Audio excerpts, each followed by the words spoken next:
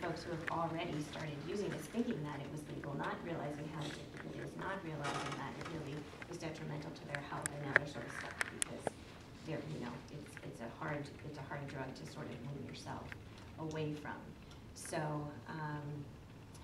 my thoughts are, is there something we can do in terms of enacting a city ordinance or a code against this specific type of product, not really focusing on the chemical compounds, but on the manufacture, the packaging, the labeling, the, you know, common knowledge that it's not being used for. And there's examples in the packet of what other cities and counties are sort of like the language that they're using, so that you don't have to think, you don't have to actually test it in a lab to see what the compounds are in order to say, no, this is not okay for you to be distributing in our town.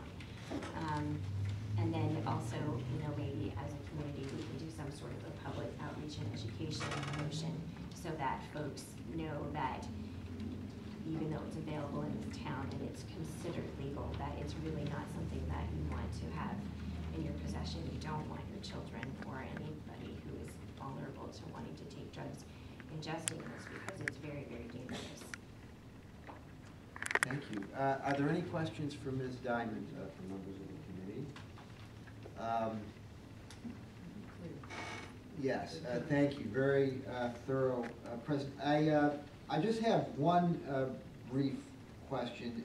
You mentioned possibilities of getting engaged and educating the public on this.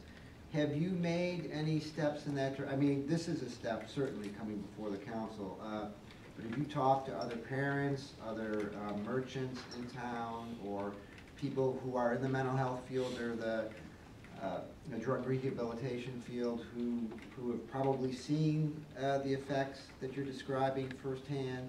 Have you reached out to law enforcement? I'm sure they may have some information to share.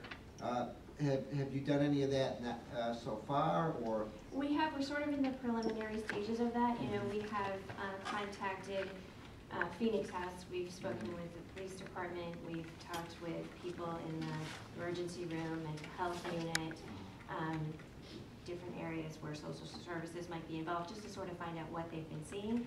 And that's where we're not seeing like high statistics, but we're seeing, yes, there's an increase in this sort of behavior. And I think that it would be really beneficial to bring someone from each of those type of organizations onto some sort of a committee to start that educational process.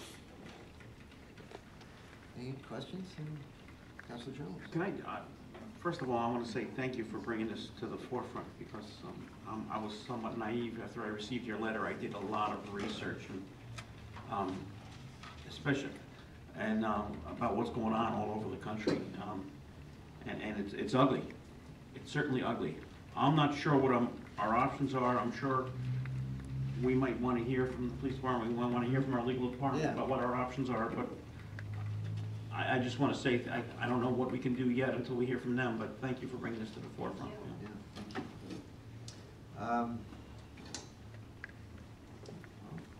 I think what I'd like to do, I'd like to hear from staff, but if I'd like to give members of the public a chance to weigh in and make comment or ask questions. I guess you could go back to your seat if you wish. If there are other questions, certainly come up again. The comments that you might want to make. Is there anybody from the public who'd like to make a comment or ask a question right now? If